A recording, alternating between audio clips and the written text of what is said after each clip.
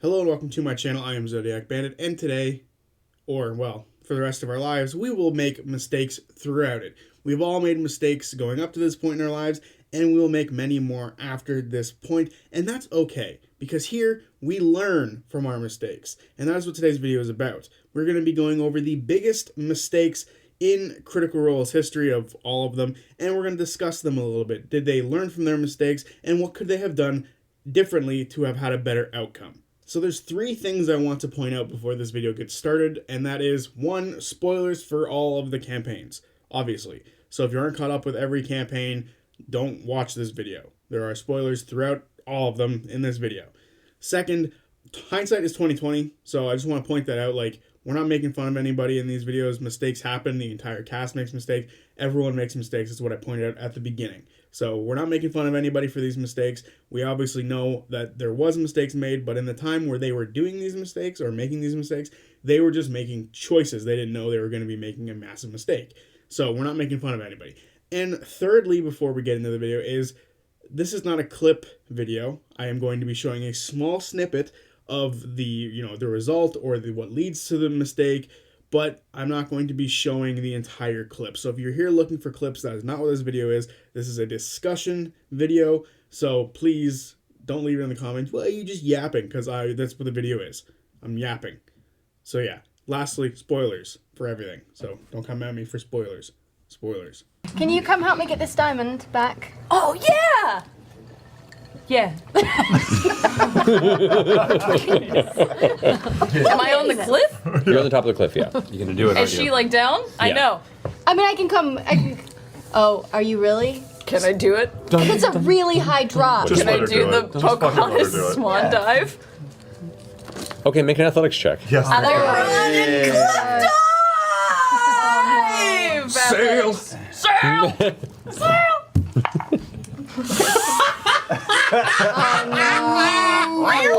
Oh no. Okay, you get a few feet past the cliff edge. Not a majestic jump, and the cliff is not completely sheer. It does slightly angle outward. So you leap off, and as you're falling, you can see you probably have about, I'd say about 300 feet or so before you're gonna hit rock. I'm gonna hit rock. The side of the cliff. The cliff is not perfectly vertical. It's a little bit angled, and you're heading down to hit the rock. I go whoops, and can I do like a gust against the cliff wall to push me back a little bit further?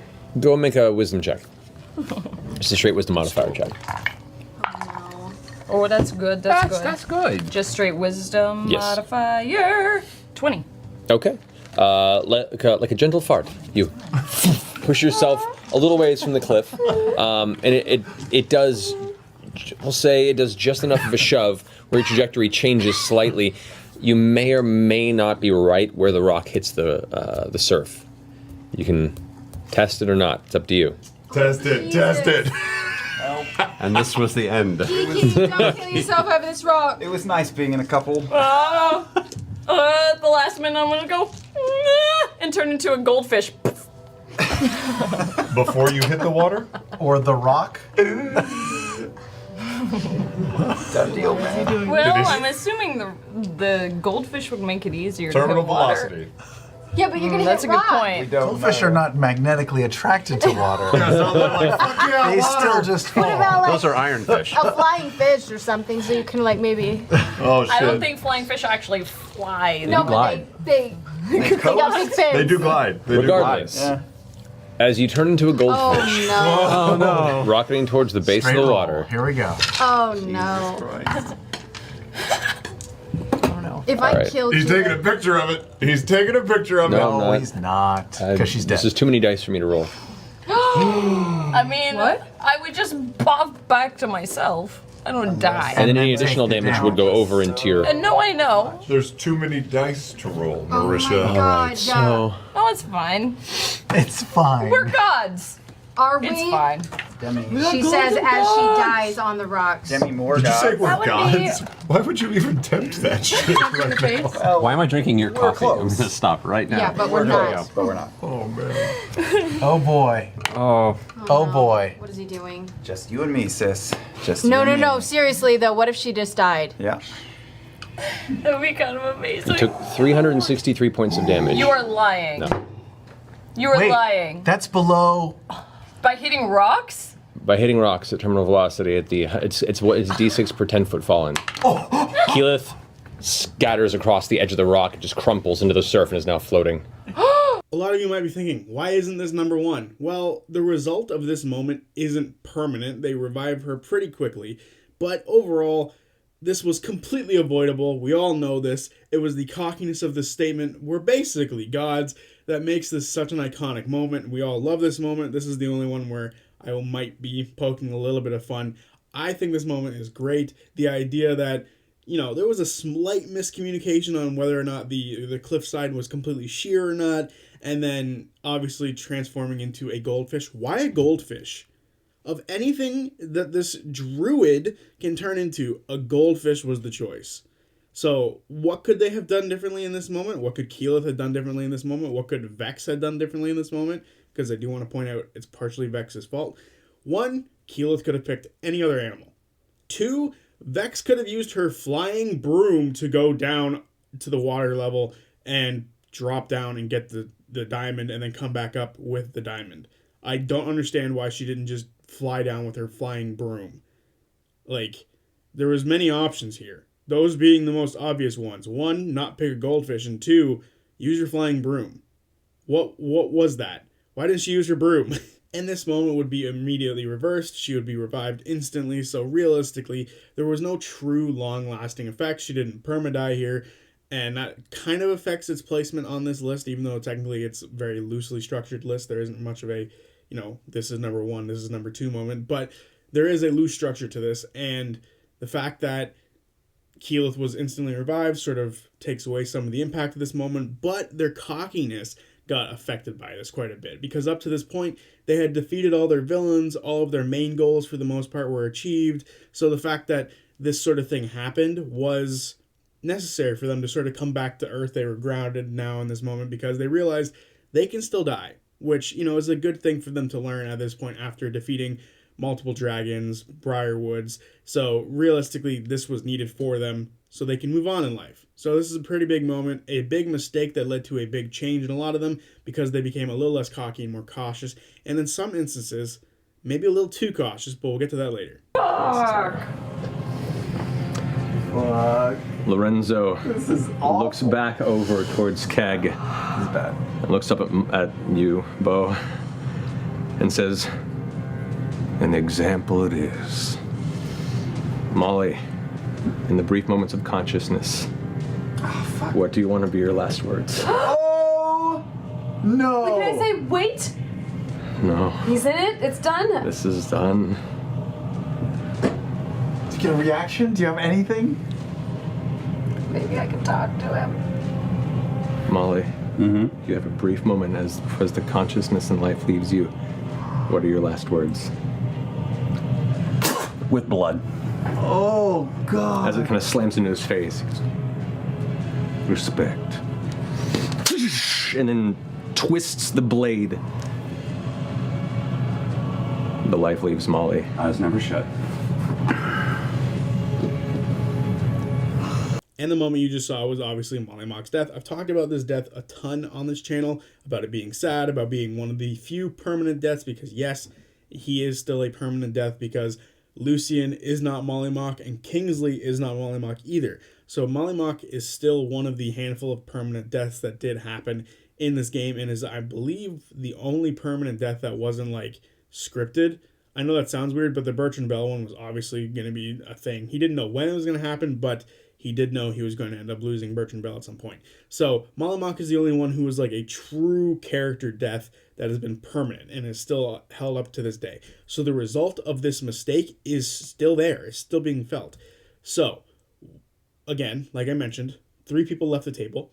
And instead of gathering more information on their enemies, the remaining members of the party, that being Bo, Not, Caleb, and Mollymauk, elected to join up with Keg and attack before they had any information.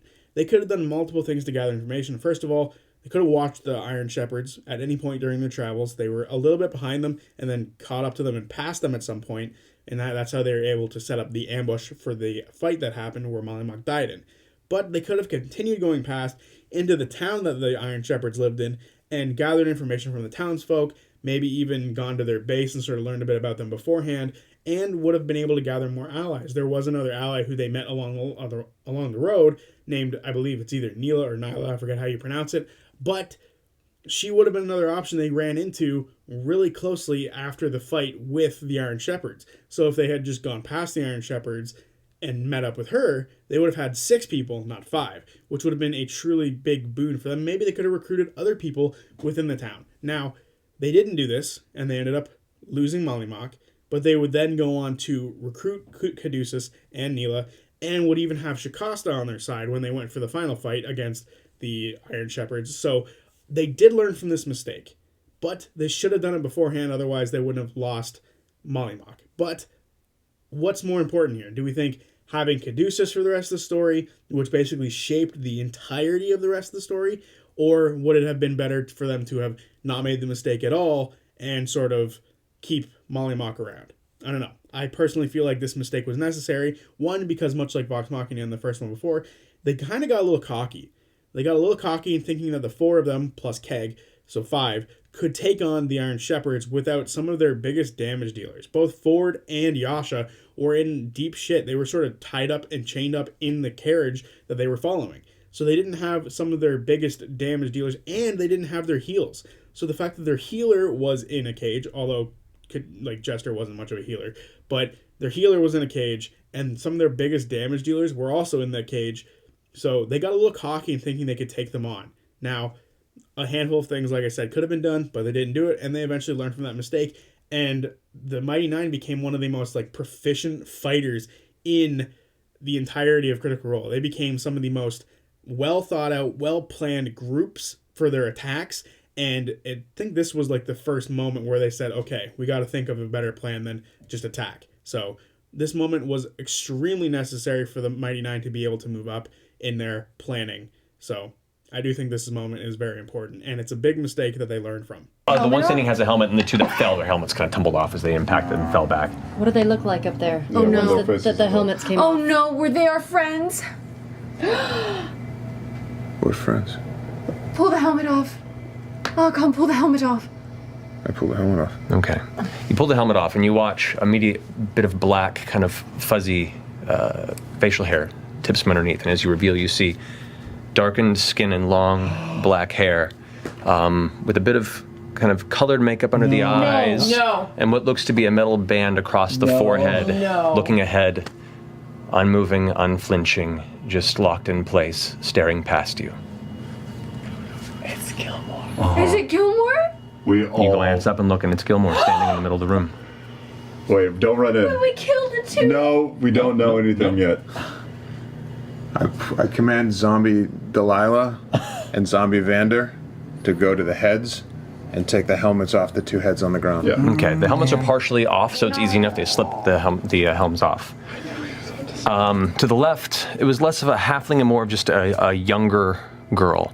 It was conjoined armor, a little taller than the other. You can see brown hair with a shock of white in it, currently laying back, unmoving, bleeding out. The other one looks to be specifically gnomish, short brown hair, and is just eyes wide on the ground. Is that my girl? Is that my baby girl? Is that my baby girl? I think it's an illusion. An illusion? I'm hoping. I don't know. To I feel fuck like with this can't us? be real. Dead on my baby girl. Somebody's gotta go in there. I'm going in. I am too. Okay. Me too. Can I stand over one of the bodies and just do a perception check, a medicine check? Make a medicine check.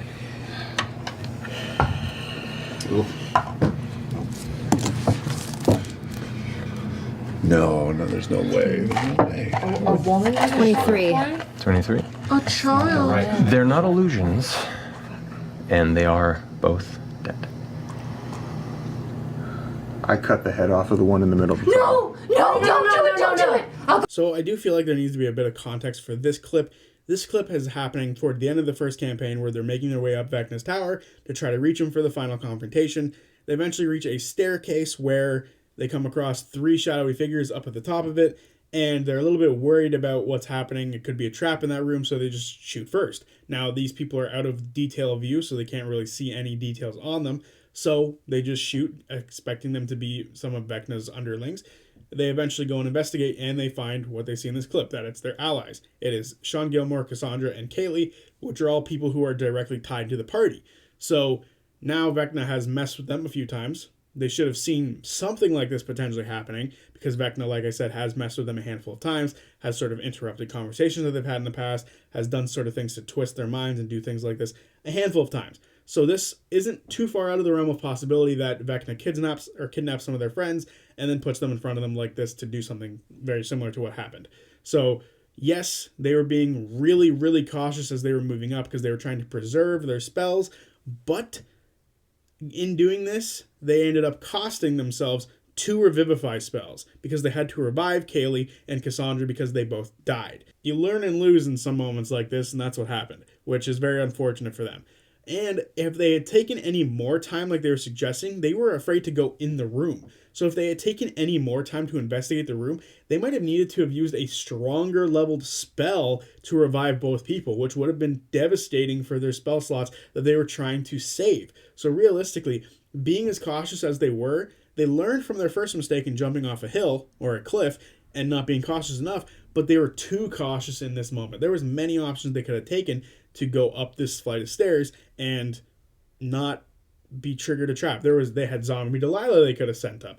Vax is extremely stealthy. He could have just poked his head up into the wall or like through the doorway and would have been able to see it. They could have sent a arrow that Vex has that she can literally look through. She has magical arrows she can look through. There was many options they could have taken. They didn't take any. They chose to be way more cautious and slow down. And if they had taken too long, they would have been like a great blow would have been dealt to their spell list.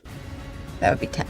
So as Odahan carves through the blades like a spinning whirlwind in the air and then landing behind, the skirmisher kind of wheel up. The wheel splits apart and then digs right into the dirt ground. The back of the legs kind of fling forward as all of you kind of get pulled forward as it just kind of grinds into the dirt, throwing all of you from the back of the vehicle. Everyone who's on the car, I need you to roll a dexterity saving throw. DC 12. 100%. Just like that. Nope. 12. We'll roll and slide. Oh! What was the DC on so that? good, and then it was 12, so terrible. that's a success. Really? Fail. 7. 7, fail. 10. Fail. 4. Fail. So they take how much damage? 46. 4d6 damage. Fire. As it explodes around you. This is a shitty roll. That's 10 points of fire damage to those who failed and 5 to the success, which is Laudna. As you all, How much? as the vehicle, the skirmisher, just detonates upon the impact, the flames kind of swirl around you, and you all end up tumbling in the dirt, spinning over and over before coming to rest. While the rest of you who weren't on it now went to kind of chase and follow suit, and you see this fiery explosion, and it just eats shit and get destroyed. Your friend's thrown from it, and they're standing in the ground. You see Odohan stand up, the 2 blades at the side, the cloak just flapping in the breeze. At which point, she kind of looks back at both sides, kind of has blades out to both, and goes, "Let's have a conversation, shall we?" This is the first clip that doesn't have the result or the mistake in it. So the mistake or the result of the mistake in this is 3 members of the party end up dying during this fight with Odahan Thule. Now, the reason this is here, the reason this is considered a mistake is because they didn't pick a plan. They all had different ideas about what they were trying to do. Some of them tried to fight, some of them tried to run, some of them even tried to talk, like Odahan suggested. They wanted to have a conversation. And it didn't work out well because they weren't all on the same page. Ashton tries to run and I believe immediately gets taken out. Other people try to fight and they get immediately taken out and put down and put into a bad situation. And eventually they do elect to start to fight, but it's too little too late. And the fact of the matter is they end up losing people. Orem dies, Fern dies, and Laudna dies. And one of them becomes semi-permanent and they have to go on a small little quest to revive her, which was Laudna. So the fact of the matter is not having a plan or not having a plan that they all agreed with ended up in them losing many party members. And a big issue for them, they still haven't learned from this moment. There's a handful of times where they each have different ideas what they want to do. Sometimes they want to talk to someone on Ruidus, and then Laudna just fireballs them. Sometimes they want to have a conversation with somebody and another person just attacks. Sometimes they want to attack and they're talking. Sometimes they want to try to talk a person out of a building and they decide to have an orgy. I'm just going to leave that there for a while. The fact of the matter is this group, the Bell's Hells, have not learned from this mistake yet. They haven't learned that there's multiple ways to deal with a confrontation, and for whatever reason, they're never truly on the same page. Everyone's always on a different page. There has been one single fight that I can think of where they've all been on the same page. And that was when they were trying to flee from Ludinus Deleth with the Titan Shard Crystal. That was the only time I feel like they were all on the same page. And a part of that came from the fact that they were trying to escape together. And then Fern got grabbed by telekinesis. So I feel like they sort of were forced into a situation in that moment. And that's literally one of the few times I've ever thought they were on the same page. Like one of the few. So this is a group that still needs to learn this issue because it might result in 3 or more people dying. And what could the Bell's Hells have done differently? Well, I think the best option they had here would have been to talk to her and potentially join her for a little while, even though they weren't necessarily on the same side. They should have at least put up the idea that, hey, you know what, maybe you're right, Odahan, and sort of joined her for a little while, because that would have been the safest option. Fighting her was never going to work out, especially as we learn more about her powers and how she can jump 100 feet in the air, which is just terrifying to me. The fact that she almost caught up with a gaseous form and cut them. But then running away would have been a bad idea because they would have scattered, and 1 or 2 of them or 3 of them could have gotten taken out in that scattering moment. And again, they might not have been able to have been revived, so we might have an entirely different party if they tried to run. So fighting and running wasn't going to work. Their only choice was to have a conversation, and they didn't do that. So realistically, they didn't have many options. Inside a warmly lit chamber,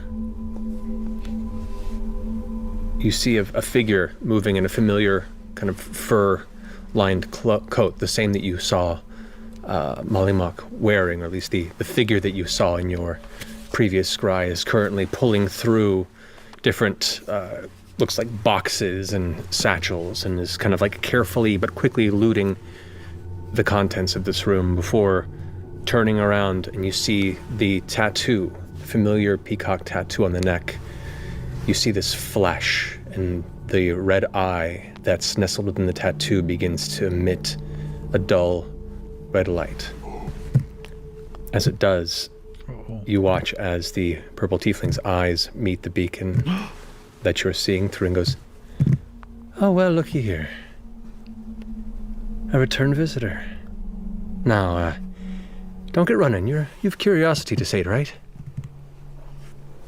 I take it you're the one who's been peeking recently. I have to thank you, for without your scent, I wouldn't have been able to follow her." What? Keeps kind of looking through things. Now, don't be alarmed. I see many things with mine eyes. Been trying to watch this one's path away now till you found me. Saw the threads and we made a detour. Shame, really, all that knowledge and so little understanding. And you see from off the actual scry beacon's location, he darts off and returns with what looks to be a collection of papers, like a binderless book, just all like stitched together with no front and back, but this heavy collection of old parchment, looking worn and withered with age. He kind of passes through a bit. You see his eyes going wide with a smile on his face, and he turns back to you. But you see, now things are set right. Once more I have what she took from me.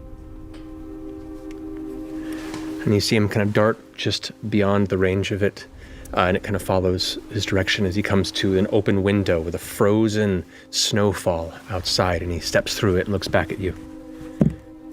Framed in this kind of lightless, dark night sky. To Alpha and Alpha. We trek till homeward bound we be.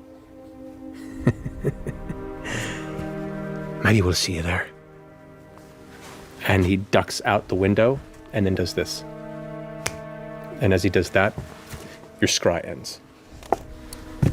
So some of you might be asking, what's the mistake here? What is the mistake? She just scryed on Lucian. The mistake is not checking on Vestaragna immediately after the scry.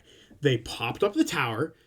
They went into the tower, waited a couple hours. Vestaragna never arrived, and they went back up to her room to check on her, and she was dead. She had been dead for forever at this point. They didn't check on her instantly. They should have checked on her immediately after the fact that Mollymauk or Lucian had said, like, oh, I followed your scent because of this. They should have checked on her instantly.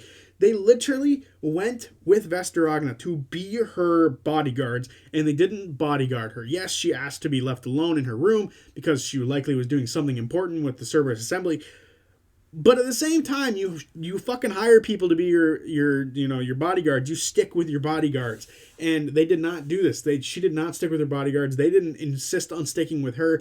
They separated. She did the scry. They saw that that Mollymauk was in a room. They didn't know what room, but he kept mentioning Vestaragna and the scent, and he followed them. So the fact that she didn't immediately think I should go check on her is a huge problem, and the fact that now all of a sudden the person who was going to teach them all about Aeor and Isocross is dead, and they have to just follow their guide and Dagon to all these places and come up with some sort of lie as to why Vestaragna's not there now. What could they have done differently? Check on Vestaragna. I think this might be one of these simple biggest mistakes, and it's simple. Why didn't they go up a few flights of stairs? Literally go up 3 flights of stairs. That's all they had to do. 3. And they would have been able to find Vestaragna dead. They could have revived her. Now, I know they didn't want to revive her because they knew she was mildly villainous, but having a guide, like having a guide in Isocross or some sort of intelligent person in Aeor would have been huge for them. Because, yes, Caleb is extremely intelligent, but he doesn't know all that much about Aeor. So learning about Aeor from someone who's in the Cerberus Assembly would have been huge. It would have been really cool for us as viewers to watch, and it would have been really cool for them to figure out more stuff. And she probably could have told them more information over that period of time traveling with her than the information they got from just interviewing her corpse, which is something they eventually did.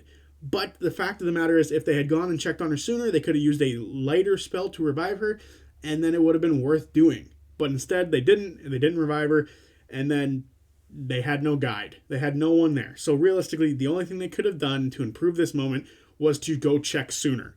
What can they learn from this moment? Go look sooner. I don't get it. It baffles me to this day. This is the biggest mistake the Mighty Nine make. So there you have it, the biggest mistakes in Critical Role. Some of them they learned from, some of them they have not. And yeah, just mistakes happen. Shit happens, people. Do you learn from them? Do you let them continue? If you don't know your history, you're bound to repeat them, and that includes mistakes. If you don't learn from your mistakes, you're bound to repeat them. So realistically, some of these moments they learned from, some of these they did not, and that's okay. Because eventually it'll happen again, and they will learn from them again. Hopefully the Bell's Hells learn to, formulate a plan a little better. That is literally one of the few things the Bell's Hells they need to work on so bad. They need to work on planning, because otherwise they might TPK. TPK might be the realest thing to happen to the Bell's Hells, but who knows. Anyway, that's been the video. I hope you guys enjoyed. Let me know what more mistakes I missed. I know there's a ton. There's a ton of mistakes. Maybe Grog pulling a card to the end of campaign 1 for no goddamn reason and got his friggin' soul shunted into a rock. So many different things happen throughout these campaigns that are big mistakes, and I want you to tell me what your biggest mistakes are down below. Or not your personal biggest mistakes, what you think the biggest mistakes in Critical Role is. Unless you want to share your biggest mistakes in life. In which case, we can have that discussion too in the comments. But until then, peace.